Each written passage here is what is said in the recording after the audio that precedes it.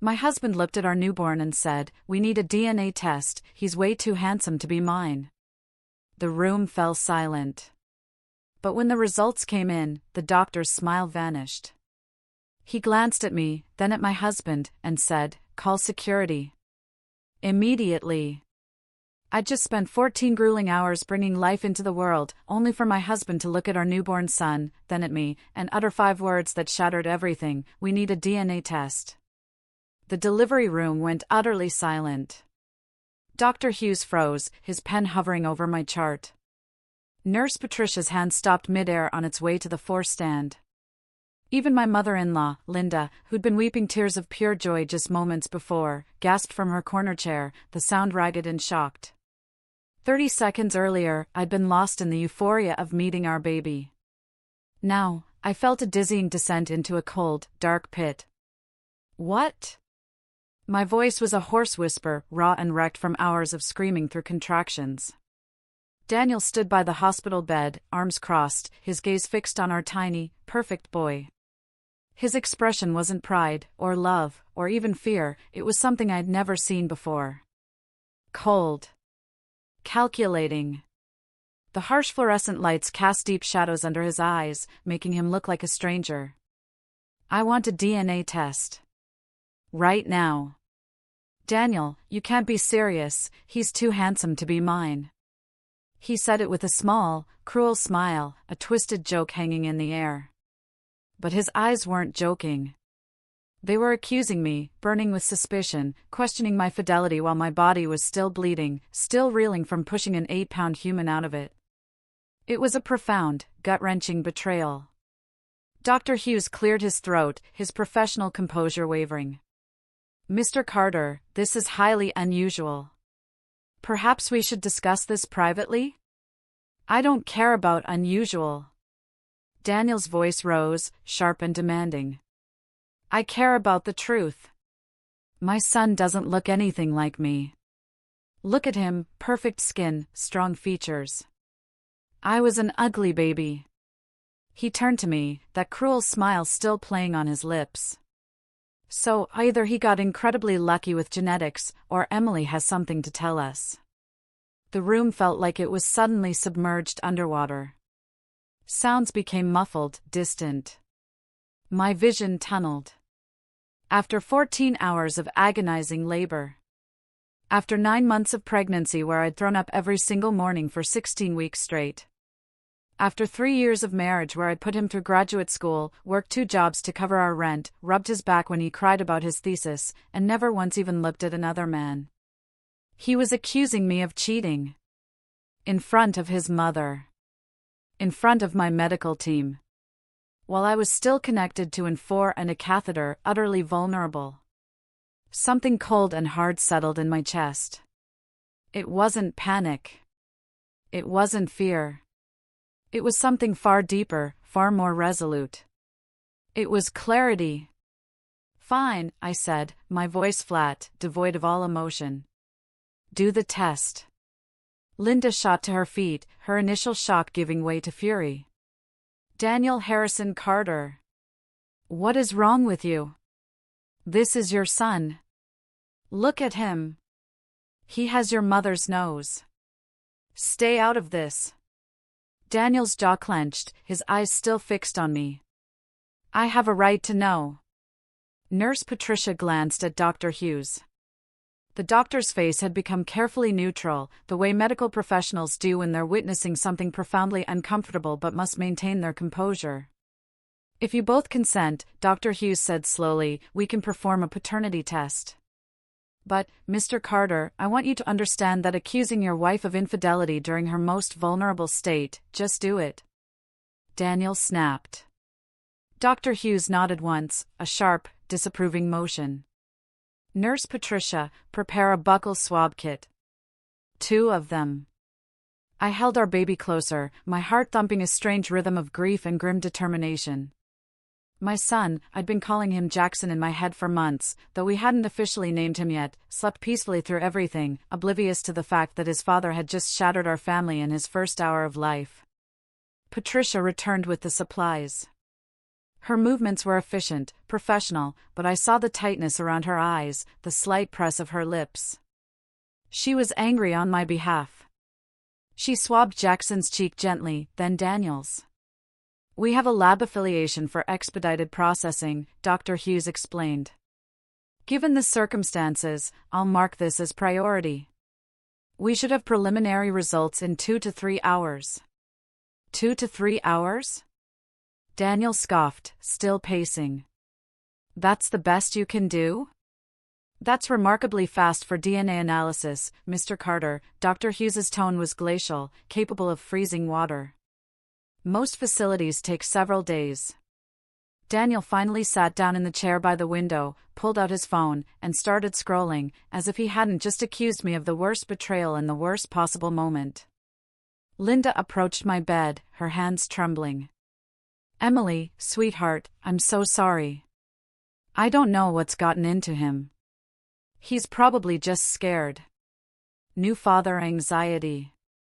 Men say stupid things when they're, Linda." I looked at her. Really looked at her. "Did you know?" Confusion flickered across her face, quickly replaced by fear. "Know what?" "About Daniel's real family. The one he doesn't talk about." Linda's face went bone white. Daniel's head snapped up from his phone, his scrolling forgotten. "Emily, what the hell are you talking about?" I didn't answer. I just held Jackson and waited. The next 2 hours were the longest of my life. Linda sat in the corner, silent and pale. Daniel paced, checked his phone, stared at Jackson with an unreadable expression. Dr. Hughes came and went, checking my vitals, ensuring I was healing properly, saying nothing about the elephant in the room. Nurse Patricia brought me ice chips, helped me to the bathroom, and whispered, "You're doing great, honey," in a way that made me think she meant more than my physical recovery. Because I had been preparing for this moment for 12 weeks. 3 months ago, I'd been looking for our insurance paperwork.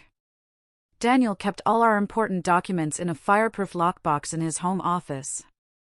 He'd given me the combination years ago, saying, "In case something happens to me." I opened it, expecting to find birth certificates, social security cards, our marriage license. Instead, I found a birth certificate that said Daniel Matthew Harrison, not Daniel Matthew Carter. The date of birth matched. The hospital was in Montana, which lined up with where he'd told me he was born. But the name was wrong. The parents' names were wrong. Everything was wrong. I sat on his office floor for 20 minutes, staring at that document, feeling my reality crack apart. Then, I found the letter underneath it. It was addressed to Daniel. "If you're reading this, I'm probably dead or in prison. Don't try to find me. Don't use the Harrison name. I did things, bad things. They'll be looking for anyone connected to me. Change your name. Disappear. Start over. It's the only way you'll be safe. Emmy Shaker Harrison." The handwriting was shaky, desperate.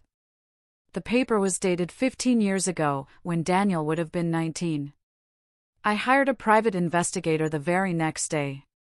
His name was Marcus Webb, a former LAPD detective, now running a small firm in downtown Portland. He cost me $2.50. Zero up front, but he was thorough. 2 weeks later, Marcus sent me a 40-page report. Michael Harrison, Daniel's father, was wanted for questioning in connection with 3 separate violent crimes across Montana, Wyoming, and Idaho. Nothing proven, never formally charged, but enough smoke that law enforcement across multiple jurisdictions had been trying to locate him for over a decade. He disappeared in 2010, right around the time Daniel legally changed his name and moved to Oregon for college. Daniel's mother, Catherine Harrison, had died in a car accident when Daniel was 16. After that, Daniel had lived with his father for 3 years until Michael vanished. The private investigator even found records of Daniel's name change petition from 2011, legal, above board. But he'd lied on the application about his reasons, claiming he wanted to distance himself from his mother's death, not mentioning his father at all.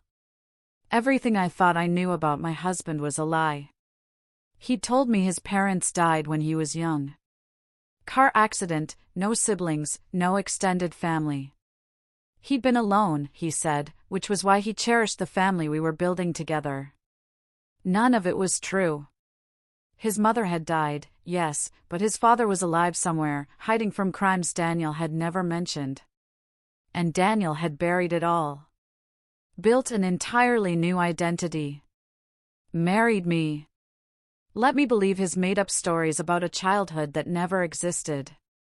I spent the next 10 weeks wrestling with what to do. Leave him? Confront him? Pretend I didn't know? Then I realized something. The DNA test database. The National Criminal Database that law enforcement used. If Michael Harrison's DNA was in the system from old crime scene evidence, and Daniel submitted his DNA for any reason, it would flag. I contacted Detective Sarah Walsh at the Portland Police Department. I explained the situation, showed her the documents. She was skeptical at first. "Ma'am, having a parent with a criminal history isn't itself a crime." But when I showed her the sealed name change petition and Michael Harrison's open case files, something shifted. "If we could get your husband's DNA legally," she'd said carefully, "we could potentially link it to evidence from the Harrison investigations. But we can't compel him without cause." "What if he volunteered it?" I'd asked. She'd looked at me for a long moment. "That would be different. By the way, if you're still with me and on the edge of your seat, make sure to hit that subscribe button. More unbelievable true stories are coming your way." I spent 2 weeks thinking about how to make that happen. Then, last week, Daniel had made an offhand comment about how beautiful I'd stayed during pregnancy. "Kid's going to be gorgeous," he'd said. "Probably better looking than me." I was an ugly baby. And I'd had an idea. A terrible, calculated, perfect idea. I started planting seeds. Mentioning celebrity babies, commenting on how genetics were unpredictable. Watching Daniel's insecurity grow. I'd known my husband long enough to understand his weak points. Daniel was handsome now, but he'd been bullied as a kid for his appearance. He'd told me that story the second time we'd dated, trying to be vulnerable. It was one of the few true things he'd ever shared with me. So, I'd carefully, subtly, over the course of a week, fed that old insecurity. "I hope the baby gets my nose," I'd said casually. "Did you see that article about babies not resembling their parents?" I'd mentioned while scrolling my phone. "Your mom keeps saying she hopes he looks like you. Do you think he will?" Small comments. Innocent. But I'd watched them land. Watched Daniel start to question. Start to wonder. I'd gambled that his insecurity would outweigh his rationality. And in the delivery room, after 14 exhausting hours, when he'd first seen Jackson's perfect little face, he'd done exactly what I'd hoped he'd do. He demanded a DNA test. At 9:47 p.m., Dr. Hughes walked back into the delivery room. His face was wrong. Not relieved, not ready to deliver good news and make this awkward situation go away. He looked pale, shaken. He met my eyes first, held my gaze for just a moment too long. Then he turned to Daniel. "Mr. Carter, it's about time." Daniel stood up, agitated. "So, am I the father or not?" Dr. Hughes's hand moved to the red emergency call button on the wall. My heart started pounding, not from fear, but from a fierce, undeniable anticipation. Because I knew what was coming. "Mr. Carter," Dr. Hughes said carefully. "Before I discuss the results, I need you to remain calm." "What? Why?" Daniel's voice pitched higher. "Just tell me if the baby's mine." Dr. Hughes pressed the button. An alarm sounded somewhere down the hall. Not loud, just a quiet alert. "What the hell are you doing?" Daniel demanded. "The DNA test results flagged your sample in the National Criminal Database," Dr. Hughes said, his voice steady now, clinical. I'm legally obligated to report this to law enforcement. The room stopped breathing. Daniel went white. Actually, white, as if every drop of blood had drained from his face. That's impossible. His voice shook. There's a mistake. I've never been arrested. The flag is for familial DNA connection to evidence in multiple open investigations, Dr. Hughes continued, glancing at me again. Your genetic profile indicates a close paternal relationship to samples collected from crime scenes in Montana, Wyoming, and Idaho between 2008 and 2010. Linda stood up slowly, bewildered. What is he talking about, Daniel? I don't know. Daniel's voice cracked. This is insane. There's been a mix-up. I'm not connected to any crimes. 2 security officers appeared in the doorway.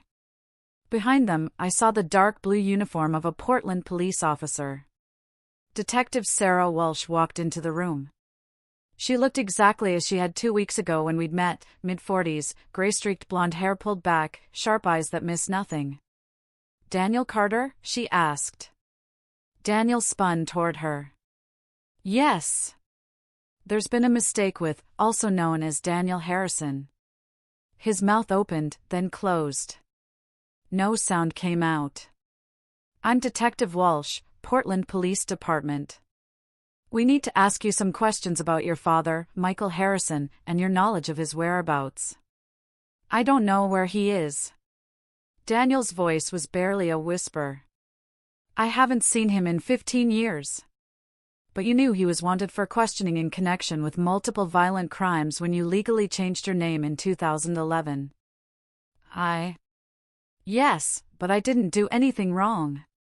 I just wanted to start over.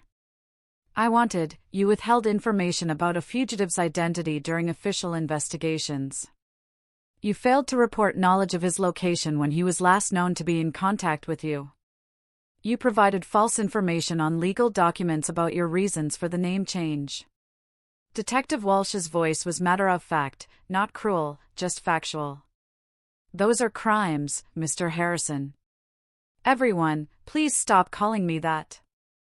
Daniel's voice rose to a shout, edged with panic. My name is Daniel Carter. I legally Chan.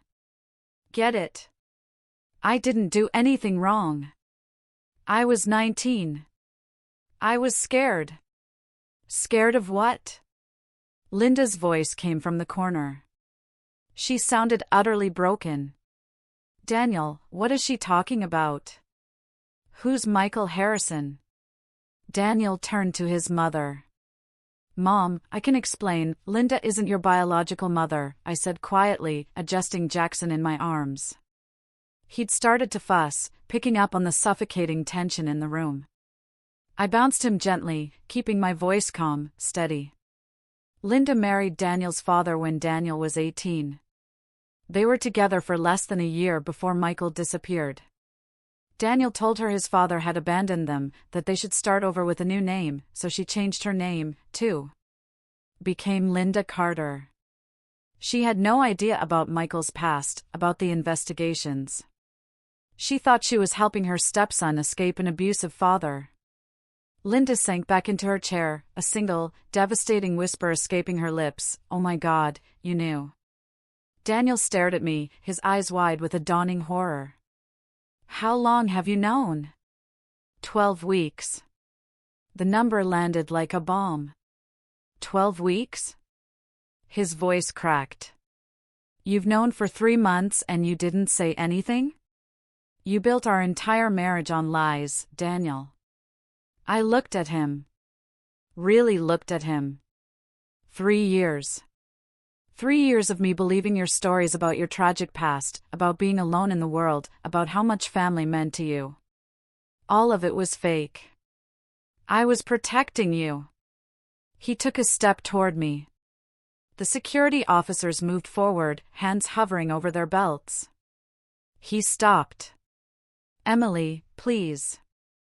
I was protecting you from my father, from his past. I didn't want you to be connected to any of that. You were protecting yourself. My voice was steady, cold, unyielding. You were afraid someone would find out, that the truth would come out, that you'd lose the life you'd built by pretending to be someone else. Detective Walsh stepped forward. Mrs. Carter, when did you contact our department? 2 weeks ago. After I hired a private investigator and learned about the open investigations connected to Michael Harrison. I provided documentation of Daniel's name change and his connection to the case. Daniel's jaw literally dropped. You planned this? You planned to humiliate me by demanding a paternity test in front of everyone? I just made sure the test would serve a purpose beyond feeding your insecurities. How did you even? He stopped, looked at me with fresh horror. The things you said about genetics, about the baby's appearance. You were manipulating me. You wanted me to ask for the test. I wanted the truth to come out about who you really are. About the lies you've been telling. And yes, I knew that if you submitted your DNA, it would flag in the system. Detective Walsh told me the lab would automatically run it through the database. Detective Walsh confirmed with a curt nod. That's standard procedure for all DNA tests processed through affiliated facilities. We have partnerships with medical labs across the state. Daniel looked around the room wildly, at his mother who was now silently weeping, at the security officers blocking the door, at Dr. Hughes who watched with professional detachment, at me holding our son. I didn't do anything wrong, he said desperately. I just changed my name. That's all. I was a kid. I was scared. My father was, he was violent. He hurt people. I couldn't be associated with that. Can't you understand? I understand that you lied to me. I kept my voice level. I understand that when I asked you about your family, you invented dead parents and tragic stories. I understand that you let me believe a fiction for 3 years. And I understand that after I gave birth to your son, my voice hardened then, filled with a quiet ferocity, after 14 hours of labor, after I did everything right, after I was loyal and faithful and true, you accused me of cheating in front of everyone. I didn't mean, yes.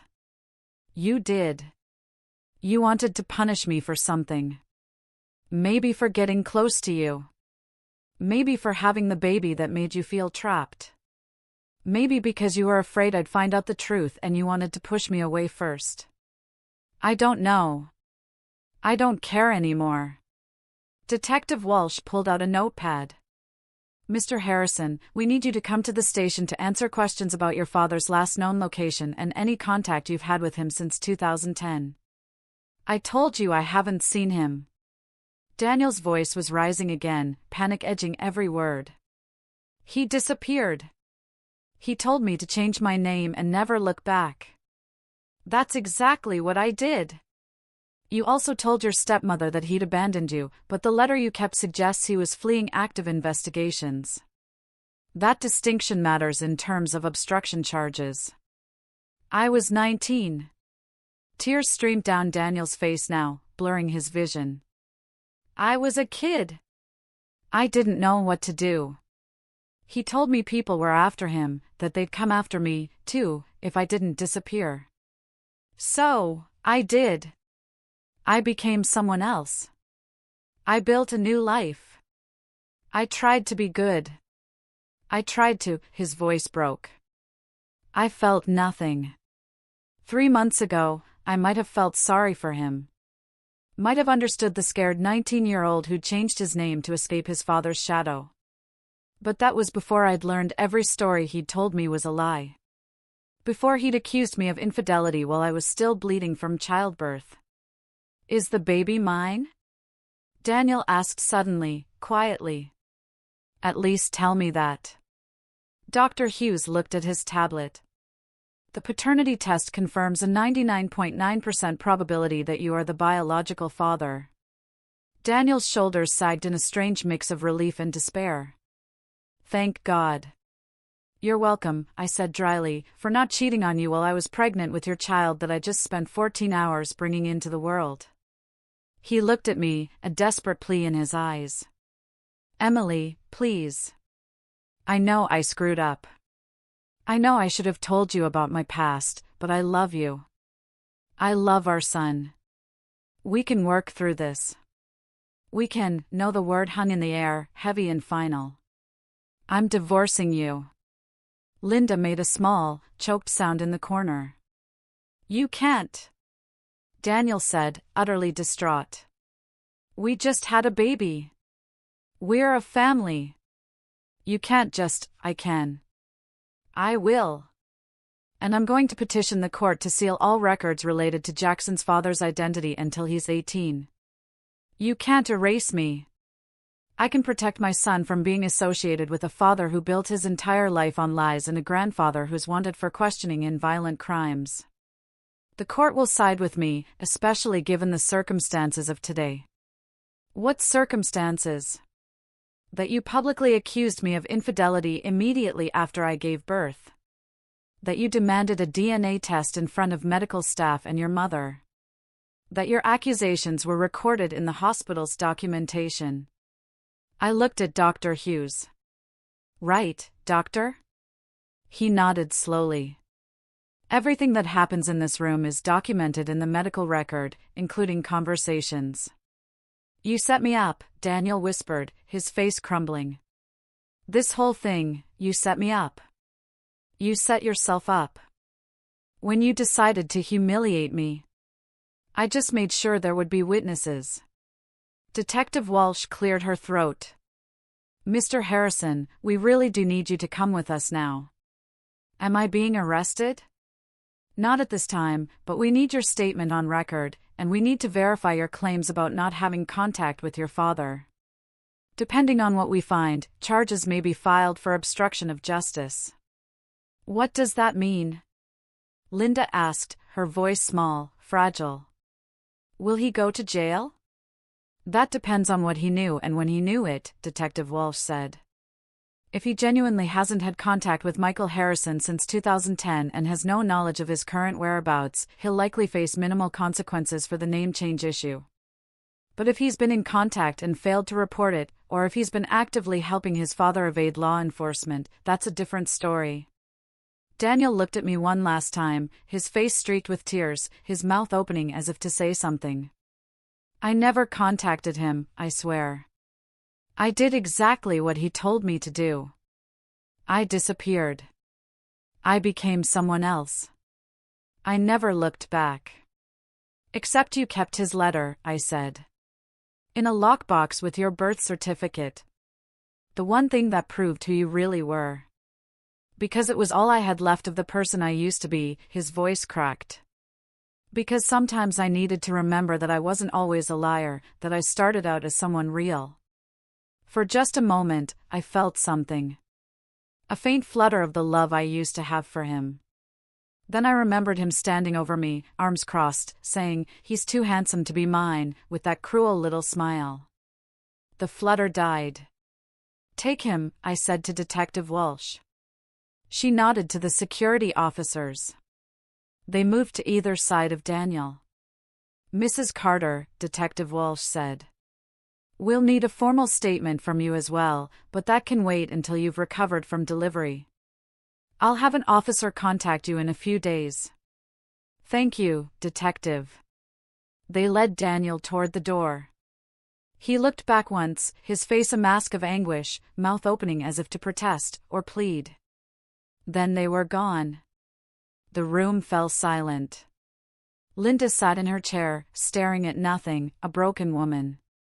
Nurse Patricia finished updating my chart, her hands shaking slightly. Dr. Hughes approached my bed carefully.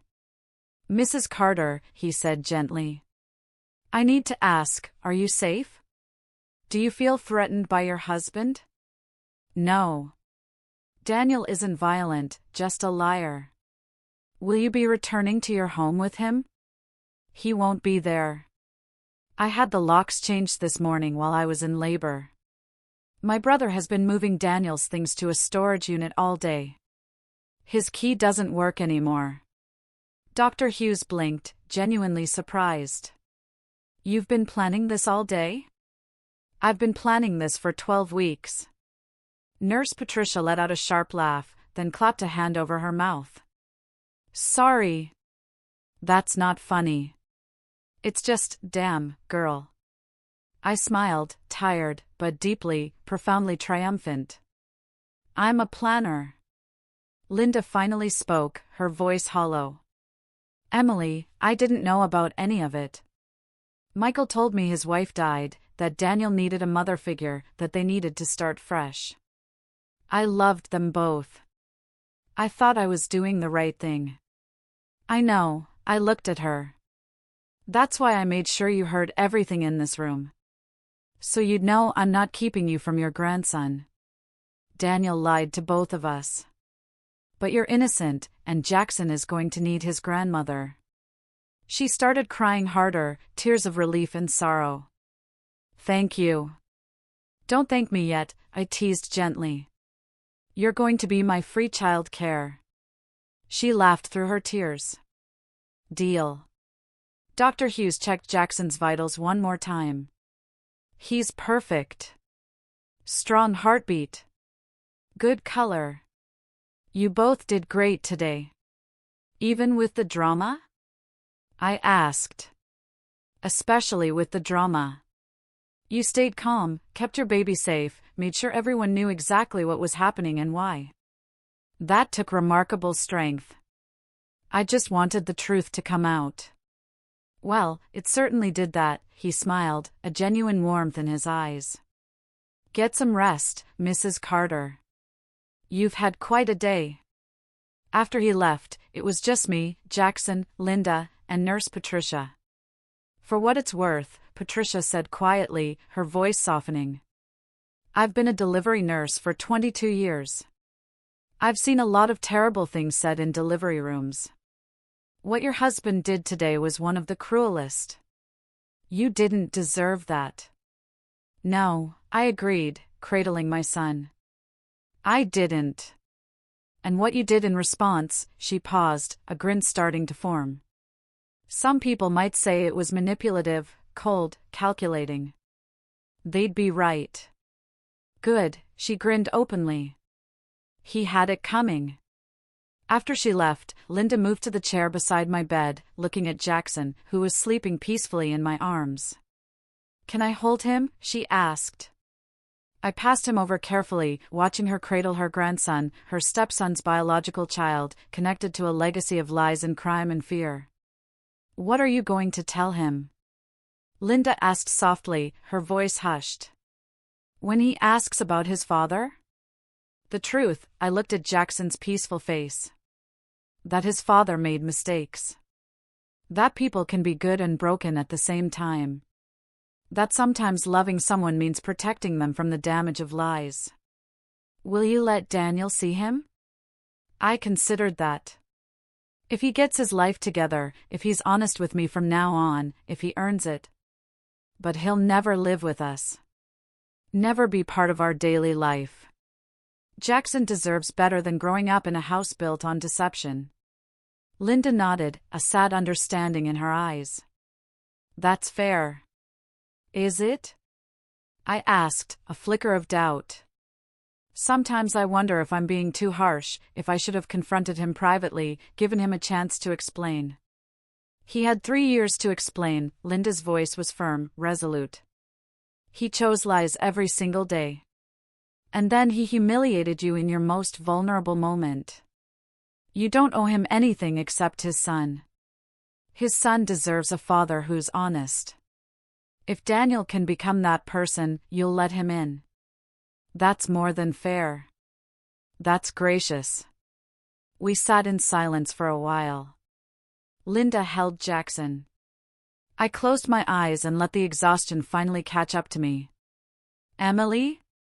Linda's voice was hesitant. What you said about the planning, the private investigator, the detective, the timing of everything? Did you really orchestrate all of this? I opened my eyes. Yes. Why? Why not just leave him quietly? Because quiet would have let him control the narrative. He would have told everyone I left him right after giving birth. Made me look unstable. Blamed hormones. Painted himself as the victim. This way, everyone knows the truth. His mother knows. The hospital staff knows. The police know. There's no version of this story where Daniel is the good guy. Linda absorbed that, a slow nod. You're ruthless. I'm a mother, I looked at Jackson, nestled safely in his grandmother's arms. And I won't let my son grow up in a world where his father's lies define us. Daniel wanted a DNA test to prove I was unfaithful. Instead, he proved that when you build your life on deception and then publicly humiliate your wife after 14 hours of labor, she might have already spent 12 weeks making sure the truth comes out in the most devastating, undeniable, and permanent way possible. Linda was quiet for a long moment. Then, a small smile touched her lips. I'm proud to be his grandmother.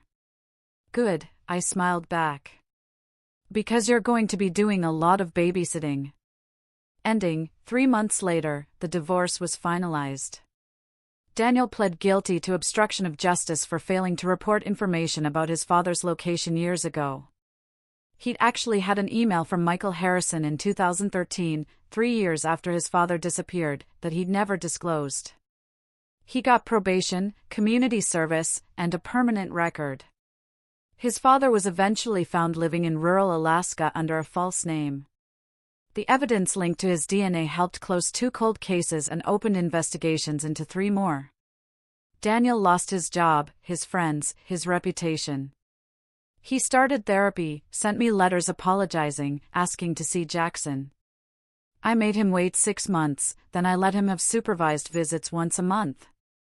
Linda supervised. He cried the first time he held Jackson after everything fell apart. Told our son he was sorry. Promised to be better. I don't know if he will be, but I'm giving him the chance. A chance I never got to know the truth from the beginning. Jackson is 4 months old now. He's healthy, happy, perfect. People ask me if I regret how I handled everything. If I wish I'd done it differently. I tell them no. Because when someone shows you who they really are, especially in your most vulnerable moment, you have 2 choices. You can let them control the narrative, or you can make sure everyone knows the truth. I chose truth. And every time I look at my son sleeping peacefully in his crib, knowing he'll grow up in a home built on honesty instead of lies, I know I chose right. Daniel wanted a DNA test to prove I was a cheater. Instead, he proved that DNA tests reveal far more than paternity.